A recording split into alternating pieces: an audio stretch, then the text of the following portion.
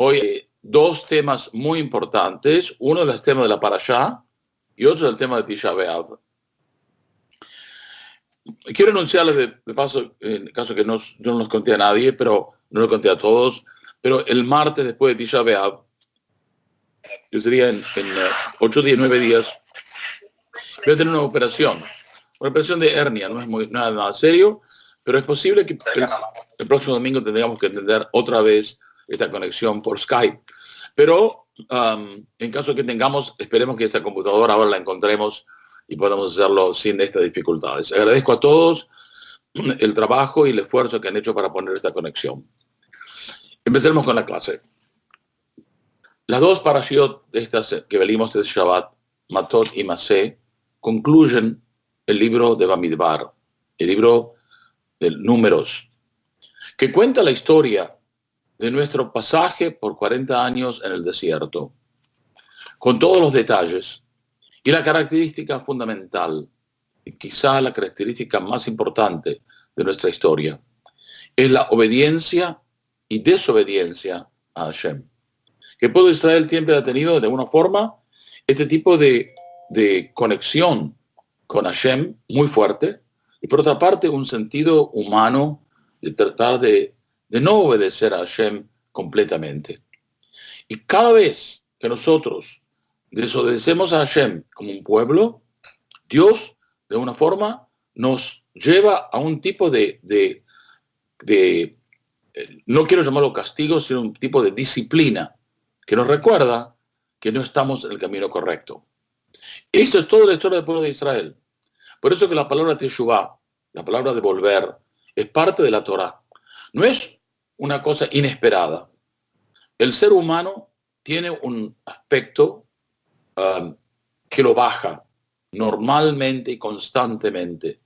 Y nadie puede de ninguna forma eliminar ese aspecto, digamos, maligno que esté en nosotros. El egoísmo, el odio, el enojo, la envidia, todos los aspectos negativos del ser humano, nosotros lo tenemos. Y entonces surgen constantemente. Es solamente el esfuerzo con el estudio de la Torá por acercarnos a ejemplos buenos, tratar de esforzarnos para nosotros llevarnos como Hashem quiere que nos llevamos, que nos hace un ser humano correcto y perfecto. Pero esa tensión entre el deseo de estar con Hashem y el deseo de estar alejado de Hashem es un fenómeno constante, y que normalmente cuando un individuo puede resolverlo por más estudios, por más esfuerzos, por más correcciones, por más tefilot, por más oraciones, entonces esa persona puede mantener el equilibrio de una forma correcta.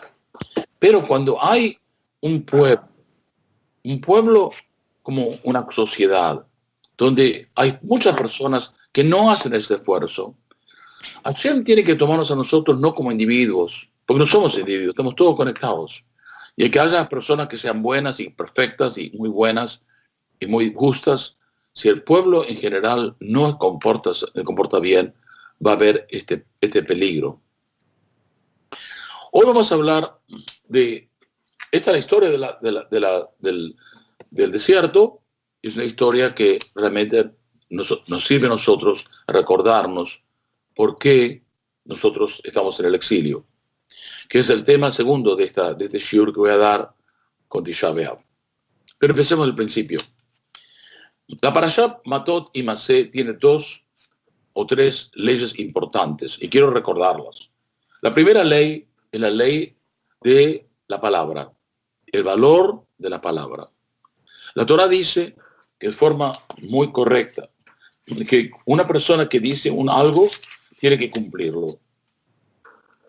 Dice que si un hombre formulara un voto o juramento, no profanará su palabra, según todo lo que salga de su boca lo hará. La palabra profanar en hebreo es yahel. Hol en hebreo, como ustedes recuerdan, es la palabra de los días de la semana, diferente del Shabbat. Nosotros en Shabbat, al final del Shabbat decimos una Abdalá, decimos Amavdil, Ben Kodesh, Lehol, que se divide lo santo de lo que no es santo. La palabra hol quiere decir no santo. Si una persona dice una palabra, dice no profanen su palabra. La palabra es santa. Y cuando una persona no la cumple, es como está profanando su palabra. Imagínense ustedes, una persona que tiene mucha salud, no quiere contraer microbios o bacterias en su cuerpo. Cuando una persona dice una palabra para afuera y no la cumple, es como vuelve a ella contra uno mismo. Uno se enferma, uno se infecta cuando no cumple su palabra. Lo yajel de varó, que no la profane, no profane su palabra. No es la palabra que sacó de su boca, sino la palabra que entra en su carácter. El que miente cambia constantemente su propia persona. De tal modo que en última instancia el que miente y el que falsifica no entiende la diferencia de la verdad y la mentira. Y la mentira le parece verdad. Y la verdad le parece mentira. Y siempre está en un mundo donde no hay un contacto con la verdad. Entonces, por eso dice la Torá, el que cumple su palabra vive en un mundo real, un mundo predecible que lo puede controlar. La Torá habla aquí de una ley muy específica, que es la ley de los juramentos y los votos, de los cuales no vamos a poder discutirlos en este momento, pero quiero recalcar la importancia de la palabra. Los rabinos hablan muchas veces de la importancia de cumplir una palabra, aún en aspectos pequeños, cuando uno promete a un niño, cuando uno hace una transacción. Dicen los rabinos, si una persona viene a comprarte algo en tu negocio y tú le dices que le vas a vender, no puedes cambiar de opinión. Por supuesto, siempre que el precio sea correcto. Pero digamos que la persona está dispuesta a pagar el precio que le pediste y tú no le vendes esto. Esto es una falta de la palabra. Y aunque legalmente no hay ningún recurso, porque claro, si una persona no quiere vender, nadie le puede obligar que lo venda, pero el hecho de haber prometido que lo iba a vender y sin haber sufrido ninguna diferencia, la persona cambia de opinión y no cumple con su palabra, eso también es profanar su palabra. Los rabinos tienen una maldición muy severa, que Dios castigue a la persona que cambie de su palabra. La importancia de la palabra. Pero hablemos también de una palabra importante. La palabra no solamente debe cumplirse cuando hay un error. La palabra tiene una función importante cuando cómo podemos usarla de una forma correcta. Hashem nos dio la capacidad de hablar porque el hablar crea una realidad. Una palabra, por ejemplo, que nos de encouragement, de alentación, de dar a una persona el aliento. ¿Alex está escuchando? El aliento que nosotros tenemos cuando una persona tiene una necesidad, un problema, y vamos a ayudarlos, lo consolamos, le damos energía, lo alentamos. Con nuestras palabras podemos cambiar a una persona. Así como educamos a un niño, como educamos a una persona, también podemos ayudar al mundo. El tratado de la Gemara se llama Nedarim, que habla justamente de todo este proceso de cómo una persona puede cumplir o tiene que cumplir su palabra. El segundo tema de lo que vamos a hablar es la guerra contra Midian. Los midianitas, como recordarán, trataron de influenciar al pueblo de Israel justamente bajando su moralidad. Pusieron a las niñas más lindas que tenían de su pueblo, vestidas de una forma, lamentablemente, como hoy en día muchas mujeres van sin ninguna modestia, vestidas mostrando todos sus aspectos privados, y salieron elegantes, con perfumes, con maquillaje, salieron a seducir al pueblo de Israel. Y por eso el pueblo de Israel tuvo una tragedia terrible. Había muchos problemas, los jóvenes entrando con estas mujeres todo el aspecto del pueblo de Israel, la santidad, el sentido moral, se destruyó en ese momento. Y si no hubiera ocurrido lo que pasó con Pinhas y con la plaga, el pueblo de Israel se hubiera terminado. Eso fue la sabiduría de Bilam, el malvado Bilam, entendiendo que la fuerza del pueblo de Israel está en su moralidad. Cuando ellos vieron que podrían matar esa moralidad, entendieron que por eso podía matar al pueblo de Israel. Cuando una persona quiere destruir al pueblo de Israel, lo que tiene que hacer es simplemente volver a los judíos, como todo el mundo, una moralidad abierta, que no hay moralidad, con desprecio a el desecho de la modestia de la mujer, en los contactos entre hombres y mujeres de una forma sin límites.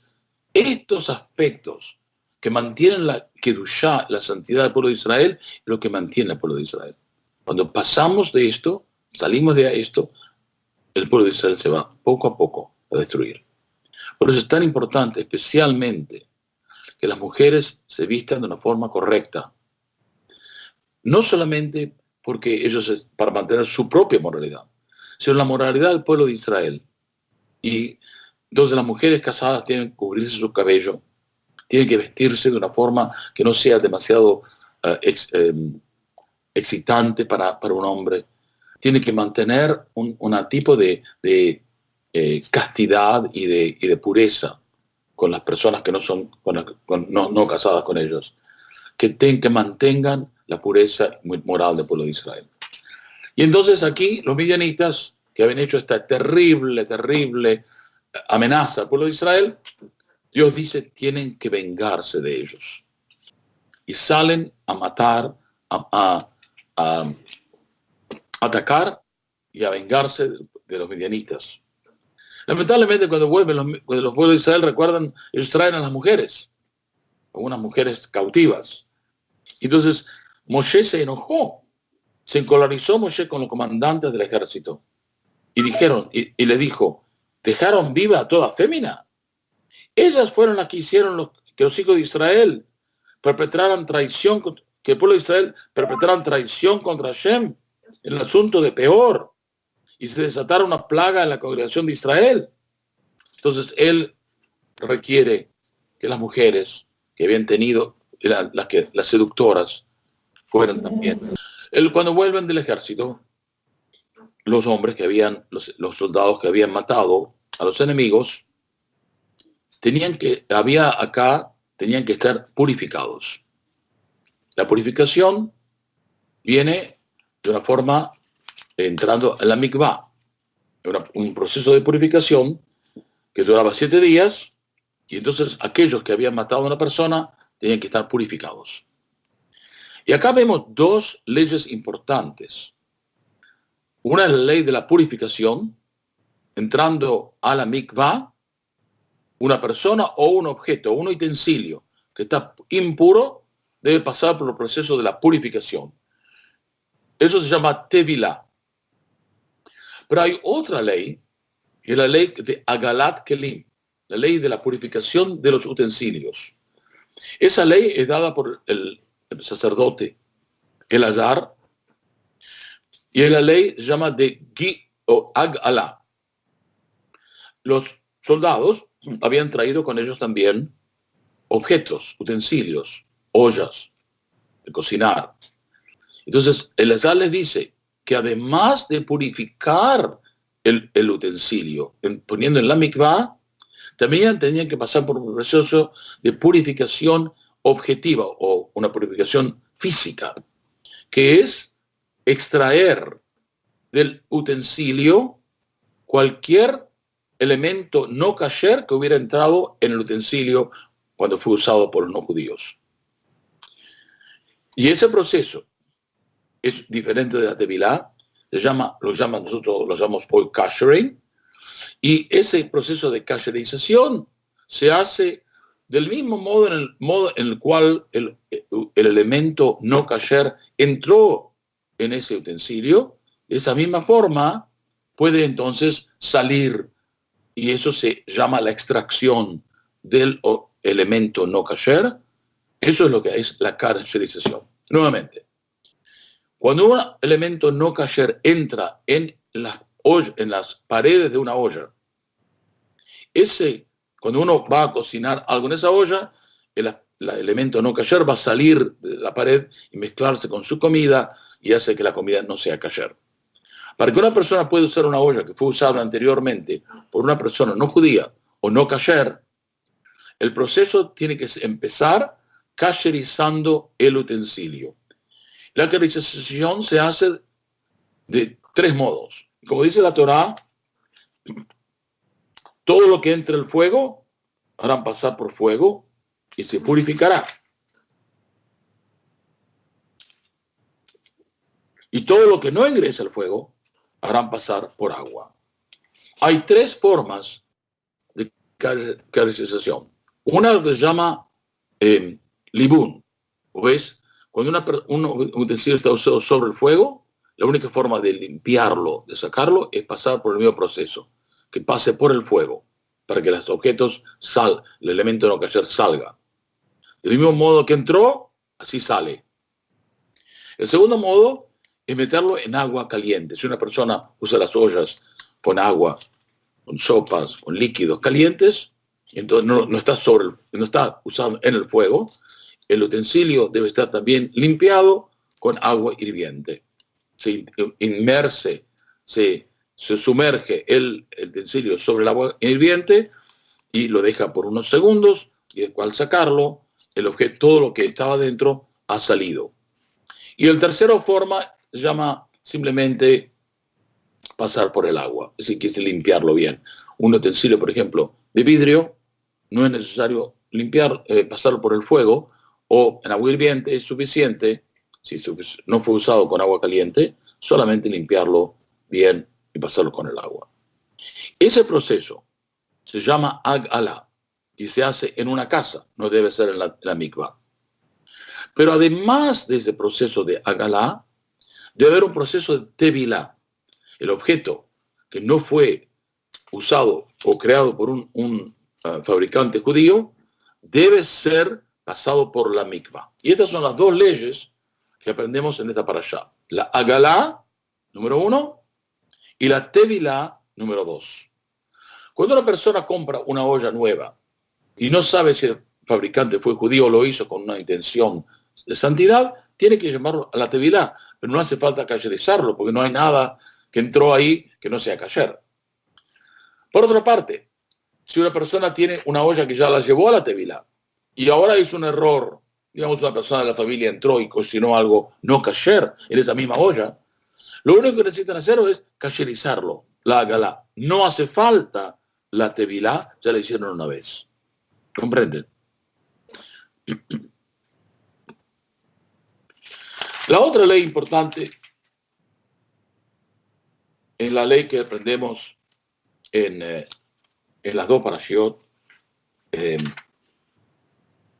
la importancia de la tierra de Israel. Vemos 3 elementos de esta historia. La primera es la historia de los hijos de Gad y Rubén. Como ellos han conquistado la ribera oriental del lado este del Jordán, las tierras de Sihón y de Og, y ellos quieren quedarse en esa tierra. Y Moshe les dice, pero ¿cómo ustedes van a quedarse acá? Sus hermanos van a ir a luchar en el otro lado del Jordán. Eso no sería bueno. Entonces ellos prometen que sí, ellos van a ir con el pueblo de Israel a conquistar la ribera occidental, el otro lado occidental de la tierra de Israel, y después cuando termina todo el pueblo de conquistar la tierra, ahí ellos van a volver a la ribera oriental, lo que se llama hoy Jordania o Transjordania. Y Moshe está de acuerdo con ese proceso. Ellos dejan a sus hijos y sus familias en la ribera oriental y pasan con el pueblo de Israel a conquistar la tierra de Israel después de la muerte de Moshe con Yoshua. Pero la importancia de esto es cómo ellos quieren la tierra de Israel, cómo quieren mantener una santidad en la tierra. Es el primer punto. El segundo punto, que lo habíamos hablado antes, es la historia de las hijas de Tzlofhad. Ustedes recordarán que Tzlofhad había muerto no en una rebelión contra Moshe, sino en un pecado personal. Muchos dicen que era el hombre que se sacrificó transgrediendo el Shabbat intencionalmente para que él fuera ejecutado, y de ese modo aprendamos la severidad de abolir el Shabbat. Las hijas de Tzlofhad vinieron a Moshe y le dijeron: cuando vamos a heredar la tierra, nuestro padre no tenía hijos, y las mujeres hasta este momento no estaban permitidas a heredar al padre. Pero decir, eso no es justo. ¿Por qué queremos nosotros no tener parte en la tierra? Nuestra familia, nuestro padre, se va a perder su nombre. Y ahí entonces Moshe le dicen: ahora sí, Hashem permite a las mujeres, cuando no hay un hombre, que sean herederas de la tierra. Pero en esta para allá vienen la familia de las mujeres, de la tribu de Menashe, y consideran un aspecto, mencionan un aspecto importante que se les había escapado a Moshe Rabbeinu antes. Si estas mujeres ahora se casan con hombres de otras tribus, cuando estas tribus, este hombre tiene unos varones, hijos, cuando se muere la mujer y el marido, la tierra va a estar heredada por estos hijos. Pero estos hijos que pertenecen a otra tribu, quiere decir que la tierra va a pasar a otra tribu. Y la tribu de Menashe, la tribu de Tzlofhad, perdería una parte de su tierra. Eso sería una injusticia. Y entonces Moshe Rabino dice: tiene razón, las mujeres pueden casarse con cualquier persona, pero tienen que casarse en la tribu, porque de este modo la tierra siempre quedará parte de la tribu. Esa ley fue eliminada más tarde, pero es interesante cómo cada persona, como vemos acá en segunda historia, el amor a la tierra de Israel. Pero la tercera parte de la historia quizá es la más profunda. La Torá describe en esta parashá la frontera de la tierra de Israel. Si ustedes tienen el Humash en español, pueden ver el mapa de la tierra de Israel de acuerdo a cómo los rabinos lo describen. En la página 983 pueden ver un buen mapa de cómo la tierra de Israel fue las fronteras. Pero que la Torá delinea la frontera de la tierra de Israel es solamente porque quieren explicar los mandamientos que son obligatorios en esa tierra. Pero la ribera oriental también está incluida porque los mandamientos que aplican a Israel son obligatorios también en la ribera oriental. Entonces la tierra de Israel en realidad es ese mapa que cubre casi todo el Líbano y la parte del Golán y también la parte de los Jordania. Como recordarán, esa es la promesa que le dio Dios a Abraham. ¿Recuerdan? Le dice a Abraham: tu tierra será desde el mar hasta el río Éufrates. Entonces, de la tierra de Israel, de acuerdo a Abraham, tiene que ser desde el Mediterráneo hasta lo que llamamos hoy Irak. Toda la parte de Jordania sería parte de la tierra de Israel. Interesantemente, cuando después de la Primera Guerra Mundial, las Naciones Unidas, o lo que era la Liga de las Naciones, declararon que ciertas tierras del Imperio Otomano debían ser marcadas como nuevas naciones. Ahí entonces se creó Irak, se creó Siria, ahí se creó también el Líbano. El mandamiento, lo que se llama el mandato de Palestina, fue desde el Mediterráneo hasta Irak, incluido todo lo que es Jordán, justamente como en la historia judía. Eso se llamaba Palestina. Lamentablemente, recuerden, en 1922 hubo un una, había una familia árabe que se llamaba Hashemitas, que habían controlado la península árabe por muchos siglos. Y una vez, un general llamado Saud, de Saudi, se rebeló contra los hashemitas y los eliminó, los sacó de la Arabia, pero se llama ahora Arabia Saudita. Pero esta familia de reyes, de gente que había dominado una parte árabe muy importante, los hashemitas, no tenían dónde ir. Y ahí donde la Gran Bretaña, como ellos estaban manteniendo Palestina, ahí dijeron, bueno, vamos a darle la parte oriental de la ribera a esta familia. Y ahí se creó, de un modo artificial, un país llamado Jordania, y se lo dieron a los hashemitas. Miren ustedes qué horrible. En realidad, en nuestra tierra, para el pueblo de Israel, debía ser como había dicho la Torá, desde el mar hasta el Éufrates. En 1922 rompieron Palestina en dos y le dieron una parte oriental a los árabes.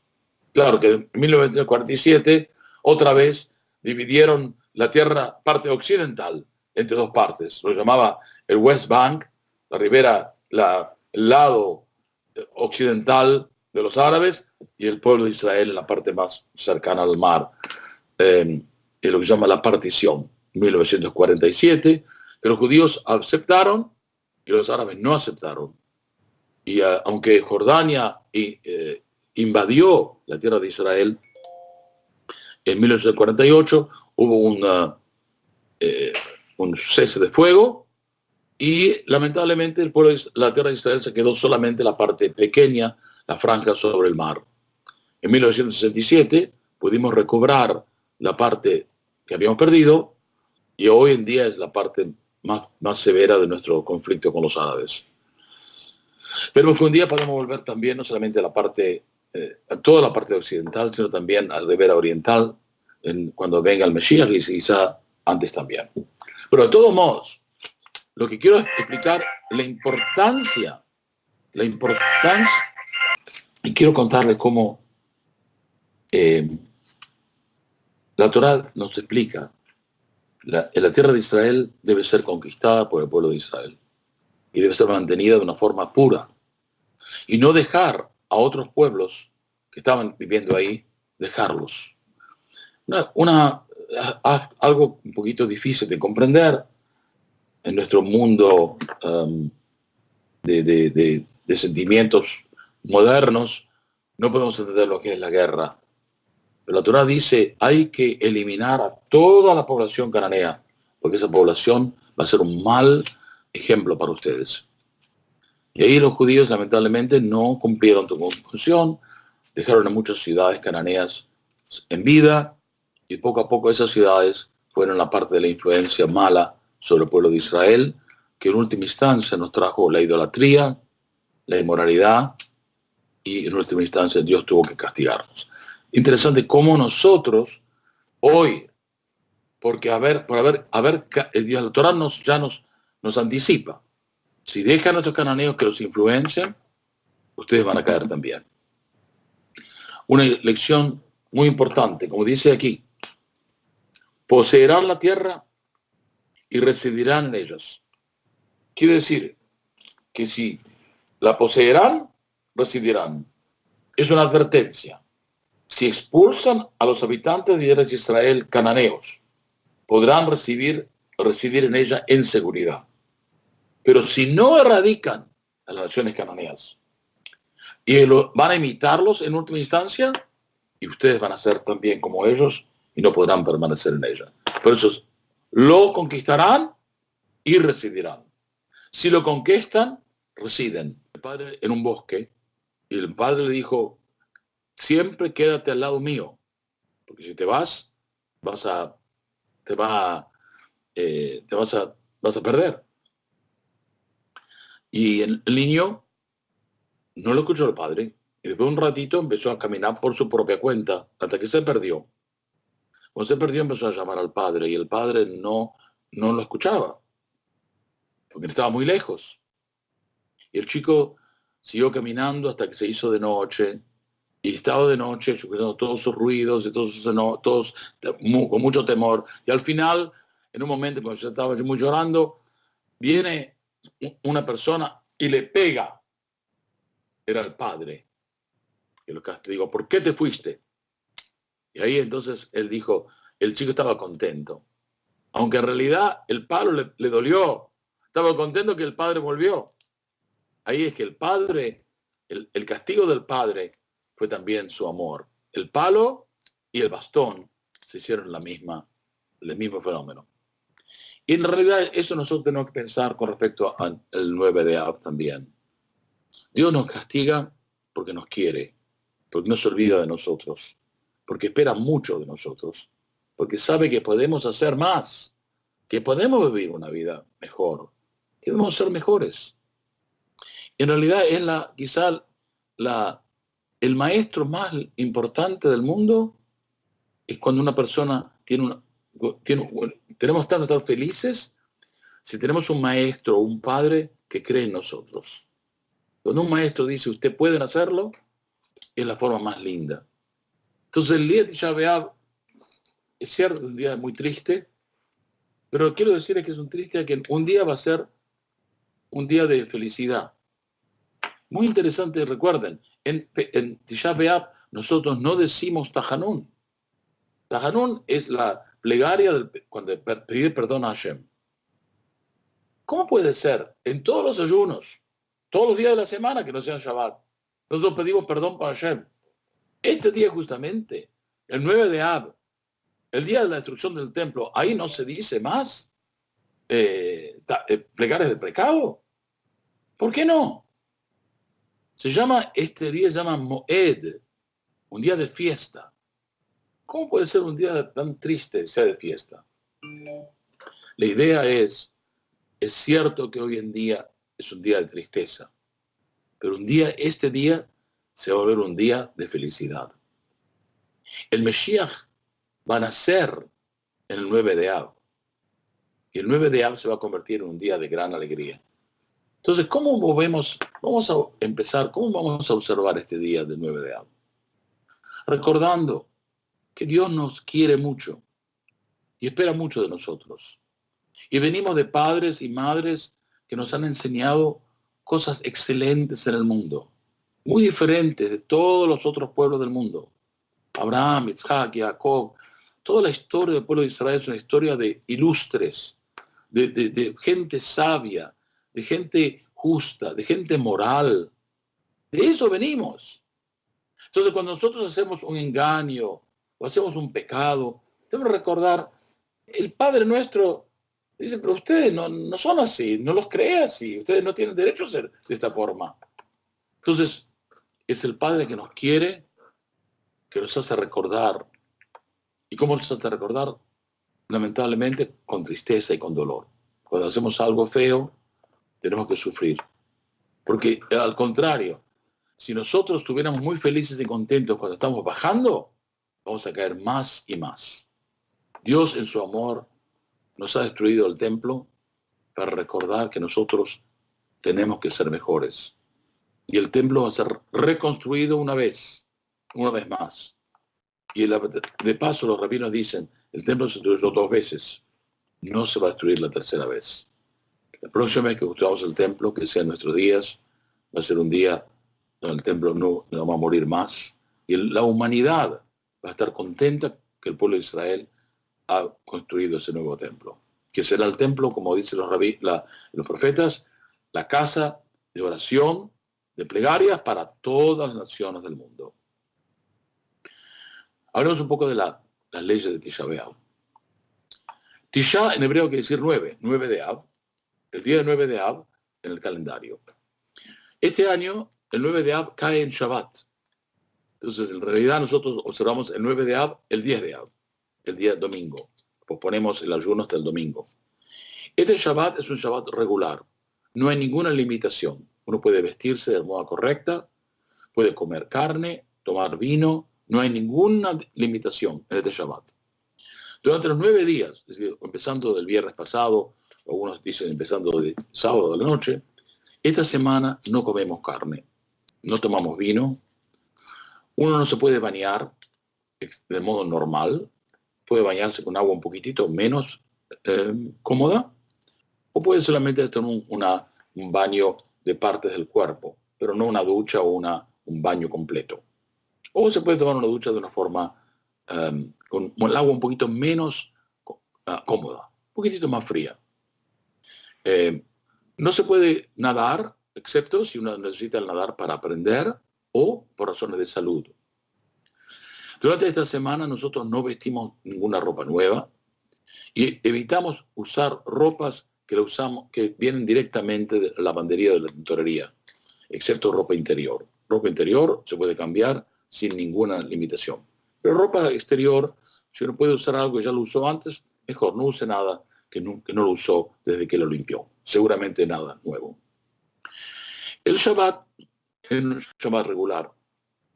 No va a haber ninguna limitación. Nuevamente, como les dije, se puede comer carne y tomar vino todo el Shabbat, hasta el último momento del Shabbat. El ayuno empieza cuando se pone el sol. Aunque el Shabbat todavía es Shabbat, nosotros vamos a comer una comida antes de la puesta del sol, una comida que puede tener toda la comida del mundo. Los rabinos dicen, uno puede tomar un banquete o el banquete del rey Salomón. No hay ninguna limitación. Pero después de terminar de comer, antes de la puesta del sol, uno se levanta, se lava los dientes, se limpia la boca y después se sienta. En los 40 minutos entre la puesta del sol y la salida de las estrellas, donde uno tiene que respetar el Shabbat.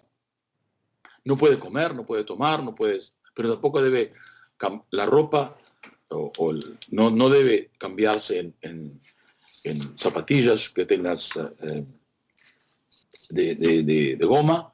Uno usa toda la ropa de Shabbat. Cuando la salida de las estrellas, que será en Nueva York a las 9:10 de la noche, ahí sí, uno puede ponerse las zapatillas y ir a la sinagoga para el servicio. Tisha B'Av empieza después de la salida de las estrellas. Ahí empieza de una forma correcta el ayuno. En ese momento hay ciertas prohibiciones. Capaz de comer y beber. No debe uno sentarse en una silla regular, sino una silla más baja, como el luto. No debe usar zapatos sino zapatillas. Y realmente nosotros no entramos en relaciones maritales ese día, tampoco. Y no se dice, realmente cuando uno encuentra una persona, no se dice, hola, ¿cómo está? Cómo está sería obvio, porque es un día de tristeza y de lamentación.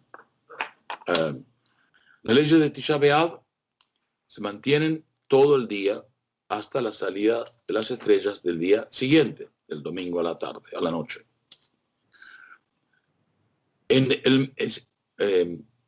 Nosotros no se ponen tefilín, los hombres no se ponen tefilín en la mañana, se ponen tefilín solamente a la tarde, también para demostrar que estamos de luto. El mediodía de Tisha B'Av, la atmósfera cambia un poco, ahí uno sí se puede sentar en sillas regulares, y ahí la atmósfera del día cambia un poco, como ya acercándose más a la consolación. El ayuno termina hacia las estrellas. Este Shabbat, esta semana, como hemos dicho, Abdalá el sábado a la noche, decimos Abdalá el domingo a la noche sobre el vino. El sábado a la noche se hace dos Abdalot diferentes de la que hacemos normalmente. La Abdalá normal, que es la Abdalá de las oraciones. En el Arvit mismo, nosotros decimos Atajo Nantano, agregamos una oración. Dios separa el Shabbat del día de la semana. Esa oración se dice el sábado a la noche.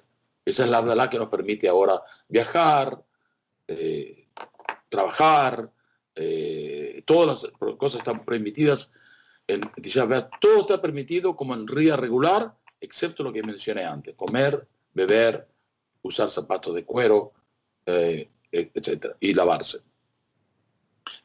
Todas las otras prohibiciones, no hay ninguna prohibición más. Se puede viajar, se puede usar dinero, se puede trabajar, Uno si quiere cocinar para los niños puede cocinar, usar el fuego. Es un día de semana. Pero entonces, la segunda vela que hacemos a la noche es prendemos una vela para demostrar que se puede usar el fuego. Es también decimos Boreme Oreash. No se dice oración sobre las especies o sobre el perfume. Y el domingo a la noche, la vela se hace sobre el vino, que no lo hicimos el sábado a la noche, y no se hace sobre las especias porque no es Shabbat, y no se hace sobre el fuego porque ya lo hicimos el sábado a la noche. Nuevamente, el sábado a la noche se hace Abdalá sobre el fuego y en las oraciones, y el domingo a la noche Abdalá sobre el vino solamente. Y esta es la Abdalá que concluye el espíritu de Shabbat. Quiero terminar con algo importante. El Tisha B'Av nos recuerda que Dios nos quiere, como dice la Torah muchas veces, aun cuando esté en el exilio, aun cuando los disperse por todas las naciones, no los olvidaré, no los eliminaré. Nunca el pueblo de Israel va a estar fuera del amor que Hashem siente por nosotros. Y al contrario, como dijimos en la historia anterior, el palo de Hashem es demostración de su amor también y su cariño constante, que nunca se va a olvidar. Nos veremos, si Dios quiere, a los que estamos en Nueva York el sábado a la noche próximo, en Tisha B'Av, y recordaremos la destrucción del templo y oraremos por su reconstrucción en nuestros días. Como decimos nosotros, que Dios nos le dé el privilegio de poder ver el templo reconstruido en Jerusalén. Pronto, en nuestros días. Amén. En nuestros días. Amén.